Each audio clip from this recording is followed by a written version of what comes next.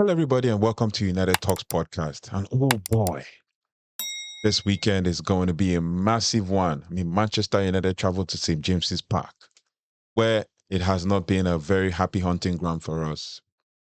But the stakes are high with this Premier League clash against Newcastle. Kickoff, obviously, Sunday, right? But the timing couldn't be any tougher. Wedged between two intense Europa quarterfinals, right? Europa League quarterfinals against Lyon. The first one already ending in a 2-2 draw, in fact. But, excuse me, but that's what clubs deal with, basically. Pressure, purpose, all at once, right? But this is just about, league points. And it's not just about league points. It's about revenge from the 2-0 loss at Old Trafford, pride, and a push for Champions League football as well. But Newcastle also sit in fifth and are flying. United, battling fatigue, injuries, inconsistency. But under Amorim, this is a team growing in belief. And if there's ever a time to show grit, it's now. Now it is a time for us to just, take this war to Tyneside and build from it and be able to try to grind out a win. But when it comes to like form guide, obviously in the last couple of games, we haven't really done well against Newcastle. So I wouldn't really say that, we have anything going. We've played Newcastle 180 times, basically, and we have won 92 of them and drawn 41 between both teams, and then Newcastle have won 47 times. But also, Man United hasn't done well against Newcastle in the last 5 games, with Newcastle winning 4 and Man United winning 1. That emphatic 14th of May 2024 when Manchester United won Newcastle in the League Cup final. Now, Man United have been losing to Newcastle both home and away in the last couple of games, and it's not been good. We don't have a very good record against Newcastle, but this is the time for Ruben Amorim's first game against Newcastle, he lost. Remember that game where Zirkzee was subbed off in the 36th minute? Yeah, that's that game. Now, and that was in December. Now, this is a time for us to kind of claw ourselves back from this. But with regards to now, even if we stretch it back to over like 6 games, basically, Man United have lost to Newcastle. In the last 6 games, Man United have just lost, Now, Man United have lost to Newcastle in the last 6 games, I think 5 times. I think 5 times, if I can remember correctly. But in our last 6 games in the Premier League, Manchester United has lost just 1. But with only 2 wins in the run, we need more fight. We need to score goals, right? Recent draws have shown a stronger mentality, but we've got to turn things around and resolve this into results. Newcastle, on the other hand, are flying with 4 wins, basically 4 wins on the bounce, including a 3-0 demolition of Leicester City, right? And the huge Carabao Cup win over Liverpool. So they're winning their games, right? And basically, they have confidence, sky high, but remember, they've also lost at home more often than you think in 2025. So St. James's Park is a place where we can actually take our wins. So let's build from this and take it to the next level from here. Now, with regards to head-to-head, it's revenge time. It's revenge time. It's actually revenge. Newcastle did a double over us last season, and they are aiming to repeat the same feat for the first time since 1930 and 1931 season. Yep, it's been that long.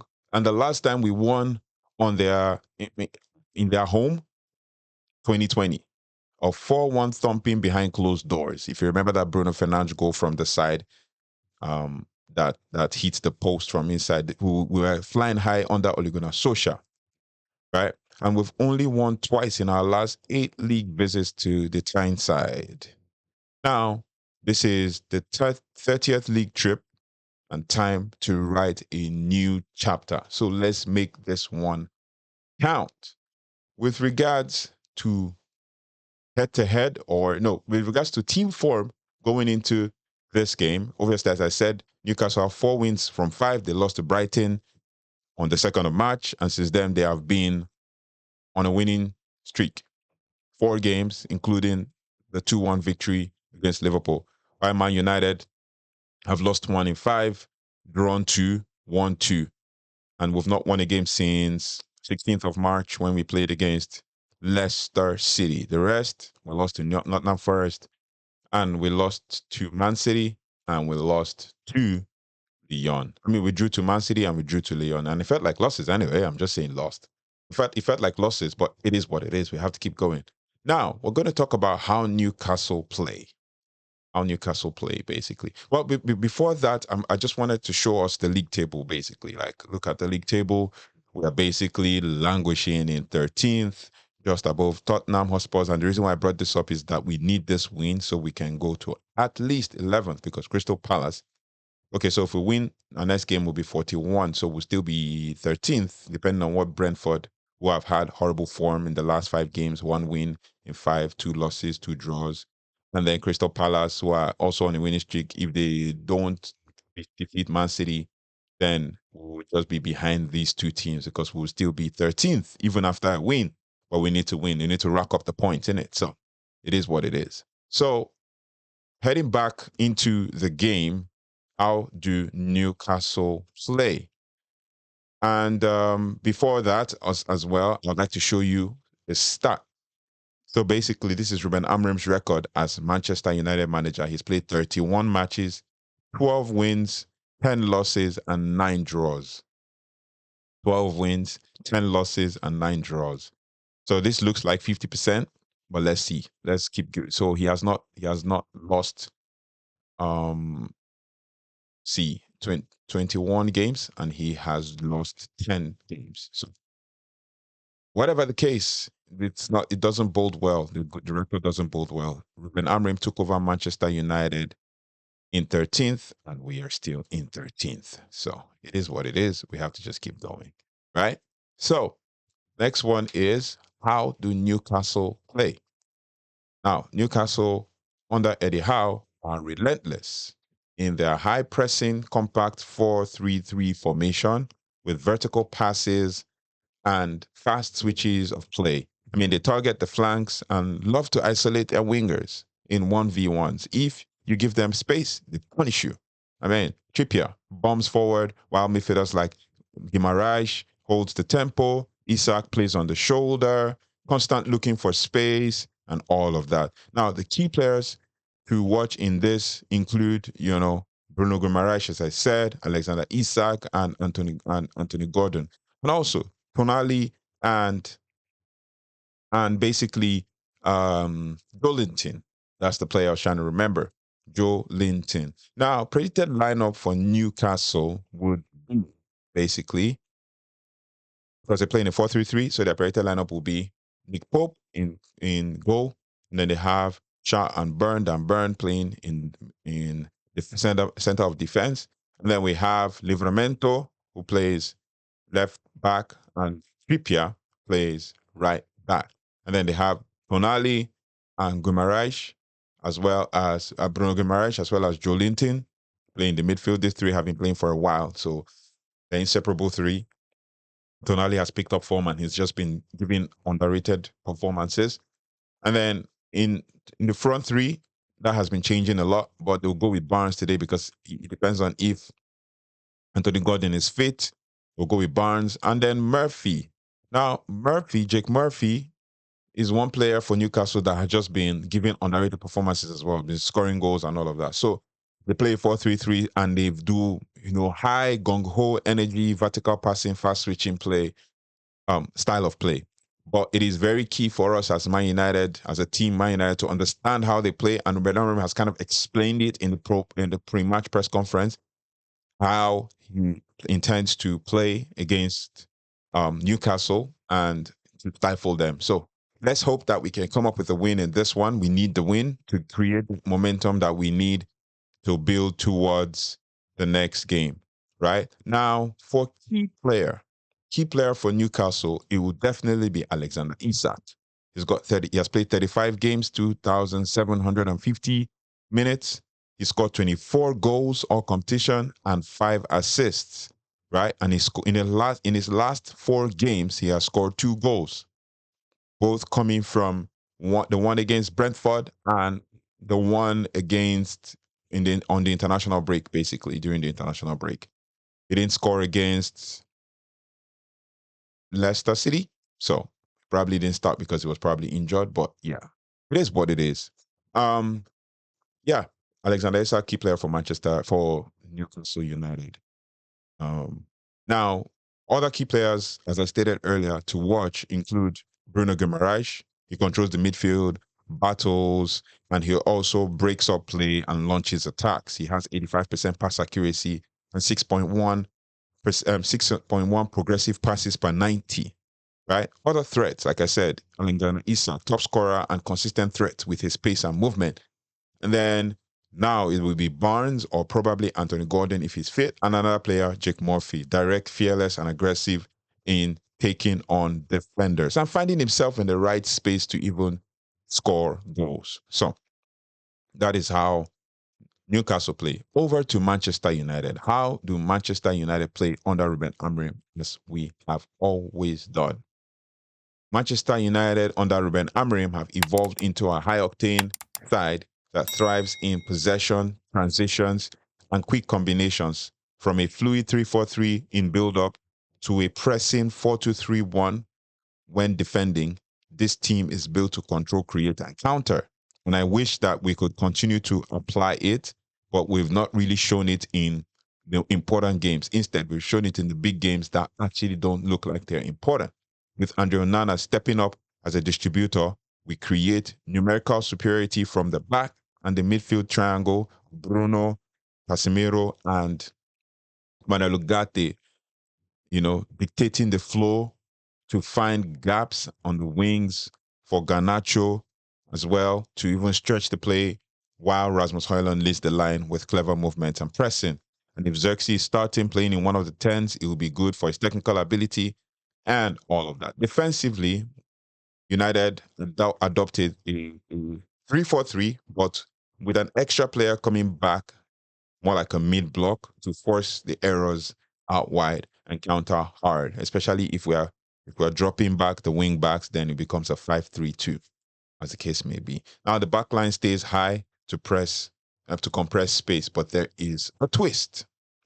Now, there's no Lisandro Martinez as always, as we've known this season, but the defensive structure still remains the same with Lenny Yoro, Harry Maguire, and Nuzem Mazarawi, as the central figure of the three, because obviously with Martinez's ball playing ability and aggression solely missed, this is where obviously Lenny Yoro's driving through and leadership of Harry Maguire and the technicality and the speed and tenacity and tackling of Nuzem Mazarawi comes into play.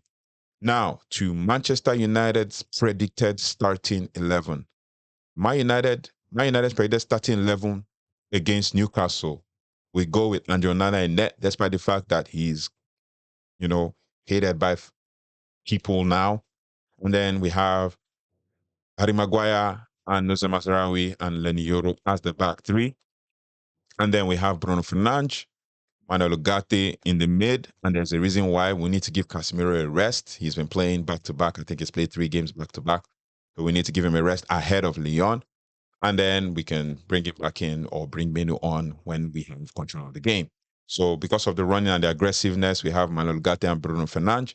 And then Patrick Dogo on the flanks. He has to continue to play till he plays himself into full form, not even full form, and gets adapted to the Premier League. And then we have Dalot doing Dalot things as well. And then up top, I've taken out Garnacho, and I expect this to probably be it, but I know Ruben Amorim, I don't want to give Mason Mount too much load, but I've taken out Garnacho, and I've put in Mason Mount and Zirkzee come back into the lineup, and then we have Rasmus Højlund doing Rasmus Højlund things. And that's my predicted starting lineup. What do you think about this? Is there someone that you think should come into the lineup? I know you say Menu, but Menu just came back and his first game was literally yesterday. So my key player for Manchester United, seeing as he will start, would be, and he's the only one that can make things happen as always, Bruno Fernandes. As always. I would love for him to be rested, but I don't think Ruben Amorim will want to rest him in this one. So he's played basically 47 games. He's going on 50 this time, going to 50. 47 games with 4,019 minutes. So mostly playing the whole 90 minutes. 16 goals, 16 assists. That is 32 goal involvement, right? Right, for the 30-year-old. He hasn't scored in the last 4 games, including the international break. The last goal he scored was against Leicester City, I think, if I can remember correctly. But then he was involved in the assist for the Olympic Lyon goal. The first goal and the second goal, he was involved, but he assisted the second. So that's my key player for Manchester United, Bruno Fernandes. Now we go over to other key players that can be involved in this.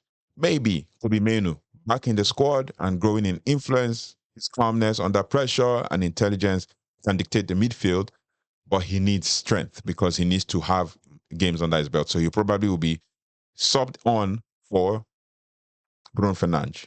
And then maybe bring back Garnacho because of his electric pace and fearless 1v1s and always a goal threat. But the decision making is always failing him. So I think bring him back anyway, but then let's see how that goes from there.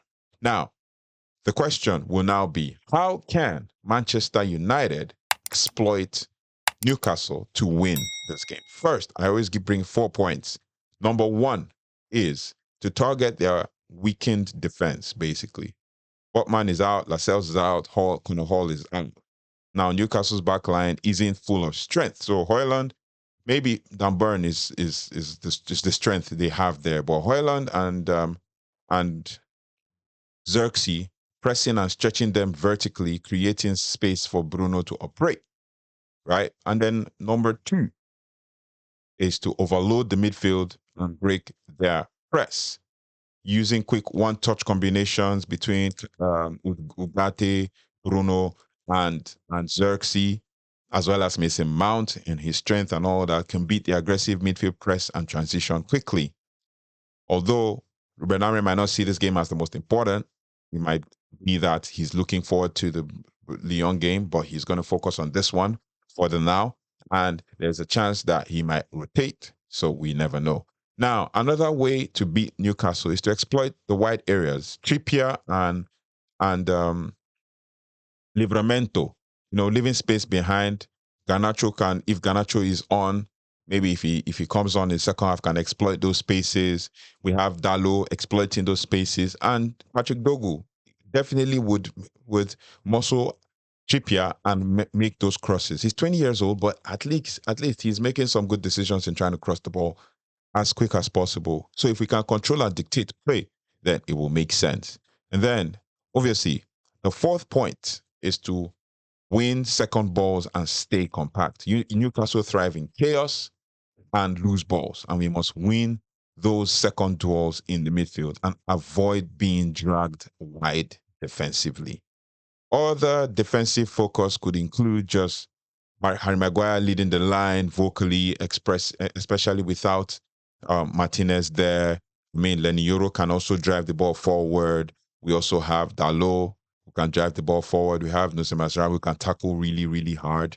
So he needs to stay compact. Mazraoui has not been injured for a while, so it's good that, he stays fit and continues this rich vein of form. And then, obviously, Dalot must always stay switched on to prevent wide overloads. That is always what happens. And if you remember, Joe Linton as well as always always take the opportunity when someone is switched off in the team. Now, Onana needs to get his passing right. He needs to get his passing right, and it'll be vital in escaping the press and resetting control, right? Players who can make the difference as always. Bruno, always our X factor. Mason Mount, energetic pressing, late runs into the box and make a difference. Garnacho, whether starting or off the bench, as a potential game breaker. And then, obviously, our dearly beloved Joshua Zirkzee, making an impact in the game as we go. Now, to sum this all up, basically, This is the time for us to rise to the occasion. This is a character test. This is a tactical test, and this is a season-defining moment with key players out and momentum building. Manchester United need to show resilience, sharpness, that signature Amorim intensity. We are not at full strength, but we still got the talent to turn this game into a statement win. We need to score goals because we are lacking goals. We need to score goals. Let's play smart, just as Ruben Amorim said. Let's play bold and let's play united football, the United way. Now it's your turn. Drop your predicted lineups in the comment section, your final score in the comment section, and smash that like button. Subscribe and follow for full post-match breakdowns, player ratings, 7 takeaways, and more. And let's get the job done against Newcastle. My predicted scoreline for this will be a very hard-fought 1-0 win. Very hard-fought 1-0 win. So, what's your prediction? What's your predicted scoreline? Let me know in the comment section, and we will build from this one. Come on, United. Let's do this. Right? Let's do this. So, I'll see you on the next video. Take care. Goodbye. And God bless.